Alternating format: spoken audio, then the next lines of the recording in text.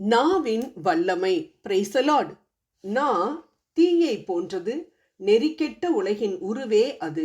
நம்முடைய உறுப்புகளில் ஒன்றாக அமைந்திருக்கும் இந்த நா நம் உடல் முழுவதையும் கரைப்படுத்துகிறது. அது நம் வாழ்க்கை சக்கரம் முழுவதையும் எரித்து விடுகிறது. எரிப்பதற்கான நெருப்பை நரகத்திலிருந்தே பெறுகிறது என யாக்கோபு 3:6 நாம் வாசிக்கின்றோம். நமது நா நம் உடலில் மிகச் சிறிய அவயவமாக இருந்தாலும் மிகுந்த வல்லமை வாய்ந்ததாக உள்ளது. கனிவான மறுமொழி கடும் சினத்தையும் ஆற்றிவிடும். கடும் சொல்லோ சினத்தை எழுப்பும். நீதிமொழிகள் 15:1. ஆம், நமது நா அடக்கப்படாவிட்டால் எவ்வாறு தீயானது காட்டையே எரித்து விடுகின்றதோ அதேபோல் நம் வாழ்க்கையை நம் நா அழித்துவிடும் வல்லமை உள்ளது என விவிலியம் நம்மை எச்சரிக்கின்றது.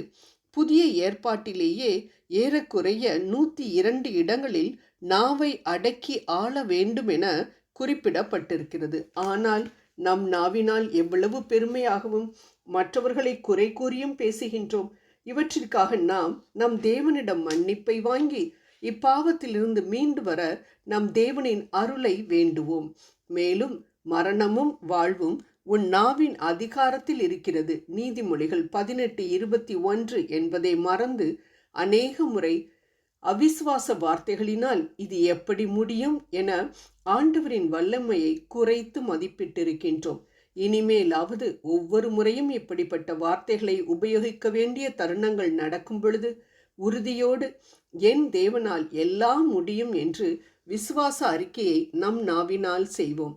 எப்பேற்பட்ட பாதகமான சூழ்நிலைகள் தென்பட்டாலும் நிச்சயம் வெற்றியை மட்டும்தான் நாம் பார்ப்போம். எவ்வாறு தீயானது சிறிதாக ஆரம்பித்து வேகமாக பரவி அழிவை கொண்டு வருகின்றதோ அதேபோல் அஜாக்கிரதையாக பேசப்பட்ட ஒரு வார்த்தை பெரிய அழிவை கொண்டு வரும் என்பதை நாம் மறக்கக்கூடாது.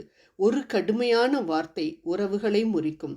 புறம் கூறுதல் நற்பெயரை கெடுக்கும். மேலும் ஆண்டவருக்கு பிடிக்காத வார்த்தைகளை பேசும் நா எதை பிரதிபலிக்கின்றது? ஆண்டவருக்கு பிடிக்காத இருதயத்தை தானே. ஏனென்றால் இருதயத்தின் நிறைவினால் வாய் பேசும். மத்தேயு 12:34 என்று நம் அன்பர் இயேசுவே கூறியிருக்கின்றாரே. ஆம், நாம் கோபம், பெருமை, பொறாமை நிறைந்த வார்த்தைகளை பேசும் பொழுது அழிவை கொண்டு வருவதால் அது திருடவும் கொல்லவும் அழிக்கவும் வருகின்ற சாத்தானிடமிருந்து தானே. யோவான் 10:10 அது வருகின்றது என்பது தெள்ள தெளிவாக தெரிகின்றது. ஆம், நம் வார்த்தைகளின் மூலமாக பிரிவினையை கொண்டு வர சாத்தான் நம்மை பயன்படுத்த ஆண்டவரின் பிள்ளைகளாகிய நாம் ஒரு காலும் அனுமதிக்க கூடாது. எந்த சூழ்நிலையானாலும் நம் நாவை நம் தேவனை துதிப்பதற்காக பயன்படுத்துவோம். விவிலியத்தில் சோர்வான, துன்ப, இக்கட்டான, பிரச்சனைகள் நிறைந்த காலங்களில் தேவனை துதித்து வெற்றி கொண்ட மனிதர்கள் அநேகர் உண்டு. நம் அன்பர் இயேசு நமக்கு ஒரு பெரிய எடுத்துக்காட்டு. மத்தேயு 26:30. நாம் பாடலில் பாடுவது போல உண்ணும் பொழுதும் நடக்கும் பொழுதும் எந்நேரமும் துதித்தால் வெற்றி நிச்சயம். மேலும் நம்மை யார் புகழ்ந்தாலும் இகழ்ந்தாலும் பிரைஸ் தி லார்ட் என்ற வார்த்தை நம் நாவில் காணப்படும் பொழுது துதிகளின் மத்தியில் வாசம் செய்யும் நம் தேவன் நம்மேல் ஆசீர்வாதத்தை பொழிய மாட்டாரா? ஆகவே நாம் துதிக்கும் வீரராக மாறுவோம். அதிக ஆசீர்வாதங்களை பெற்றுக்கொள்வோம். ஜெபம் செய்வோம்.